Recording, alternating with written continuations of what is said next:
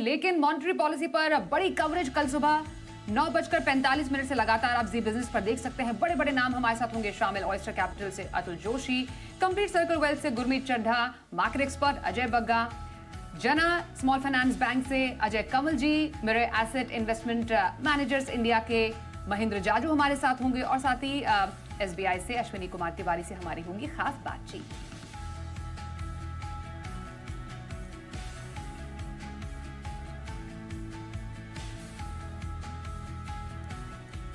और अब जान लेते हैं आज के बाजार के अहम ट्रिगर्स और इंपॉर्टेंट खबरें क्या रहने वाली हैं। प्रियंका हमारे साथ है। गुड मॉर्निंग प्रियंका, बताइए इंपॉर्टेंट खबरें और ट्रिगर्स जिसका रहेगा बाजार पर असर।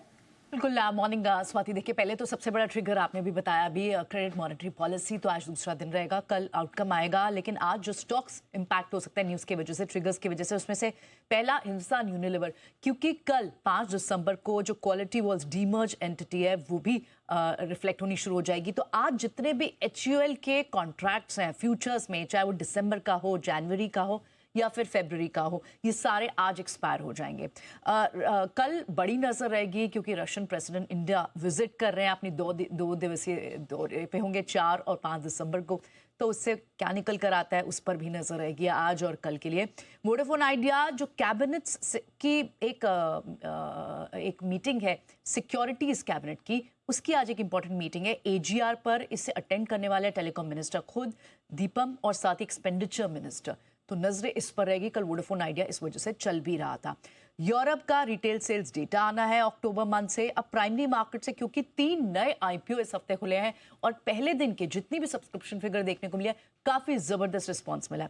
आप बात करें मीशो का, आज डे 2 होगा। पहले दिन पर ये लगभग 2.3 टाइम्स सब्सक्राइब हुआ है। रिटेल से इसे 3.8 टाइम्स का सब्सक्रिप्शन मिला है। QIB 2.1 टाइम्स सब्सक्राइब हुआ है। दूसरा विद्या वायर्स, ये भी 2.8 टाइम्स अब तक सब्सक्राइब हुआ है डे 1 पर ही। रिटेल से लगभग 4 गुना सब्सक्रिप्शन मिली। QIB 47% हालांकि सब्सक्राइब हुआ है। एकस लिमिटेड ये भी लगभग 3.5 गुना सब्सक्राइब हुआ है। रिटेल 11.4 टाइम सब्सक्राइब हुआ है और QIB 66% सब्सक्राइब हुआ है। NII 4.7 टाइम सब्सक्राइब हुआ है। कल रिजल्ट्स आए थे पाइन लैब्स के, नंबर्स अच्छे लग रहे हैं। कंपनी जो है वो प्रॉफिट में आई है, लॉस से। रेवेन्यू लगभग 18% जंप करके आया है। EBITDA में 133% का जंप देखने को मिला है। मार्जिन भी काफी एक्सपांड हुआ है, 5.9% से एक्सपैंड होकर 11.9% आया है।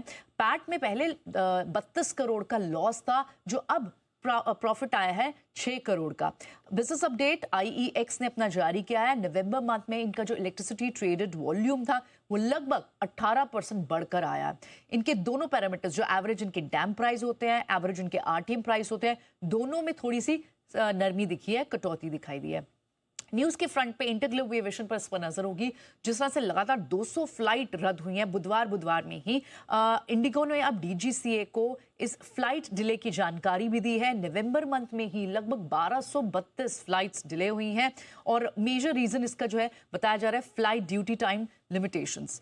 दूसरी जो न्यूज आप खबर पे नजर रखें, 2 स्टॉक्स रहेंगे, पेट्रोनेट LNG और ONGC दोनों ने 15 साल के लिए करार किया है, जिसके चलते अब ये इथेन की चाहे अनलोडिंग हो, स्टोरेज हो, इनकी हैंडलिंग हो, इसके लिए करार करेंगे और ये 15 साल का कॉन्ट्रैक्ट रहेगा, जिसमें से लगभग 5000 करोड़ का रेवेन्यू पोटेंशियल है। रेल विकास निगम इसे ऑर्डर मिला है, LOA मिला है इसे 145 करोड़ का दक्षिण रेलवे से।